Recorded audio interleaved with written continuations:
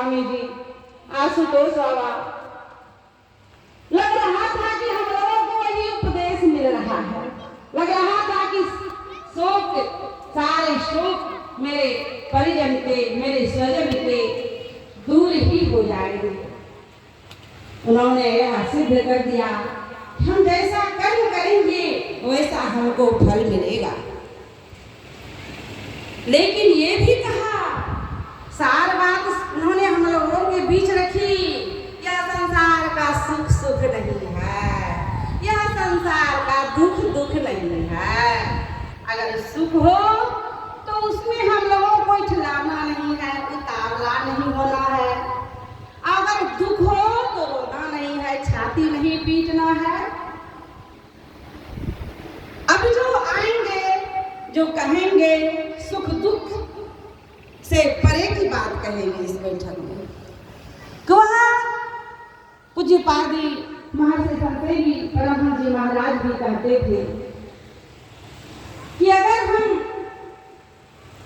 बुरे कर्मों का फल दुखदायी होता है, अच्छे कर्मों का फल सुख होता है, लेकिन ये दोनों बंधन है, दोनों बंधन है।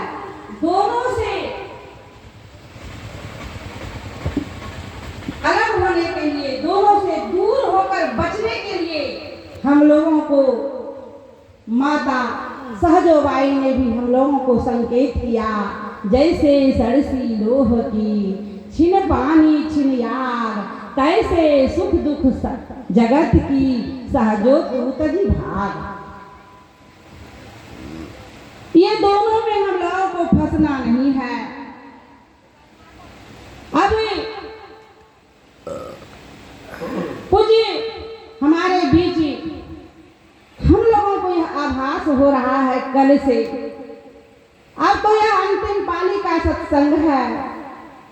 हमें तो लग रहा है कि मेरे आप लोग ये भी सुन रहे थे कि अगले वर्ष ज्येष्ठ भैया का, ज्येष्ठ पुत्र का जीवन लीला समाप्त हो गया।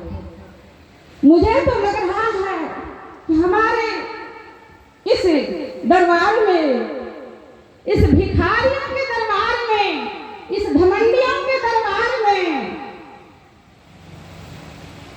इस कुकर्मी के दरबार में, इस क्रोधी लालची कामी के दरबार में, ये ईश्वर की कृपा से, गुरुदेव की कृपा से लग रहा है कि मुझे लग रहा है कि अष्टावक्र मुनि का पदार्पण हुआ है।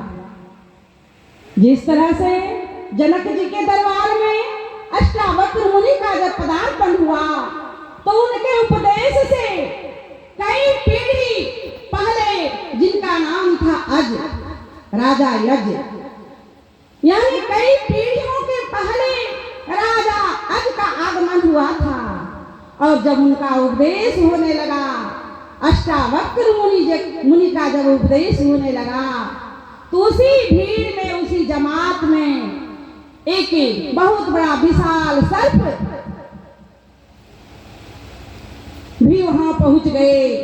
अष्टावक्र मुनि के उपदेश को सुनने के लिए लंबे समय से सर्प जोनियों में अपने को झेल रहे थे।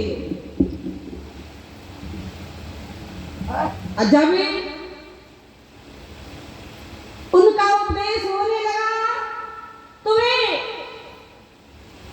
6 जन्मों या 7 जन्म के पहले की बात है, राजा जनक जी के पहले के पीढ़ियों की बात। ये अभी जी जय जो है वे 6-7 वित्ता ऊपर होकर अपने को उफान भरने लग गया।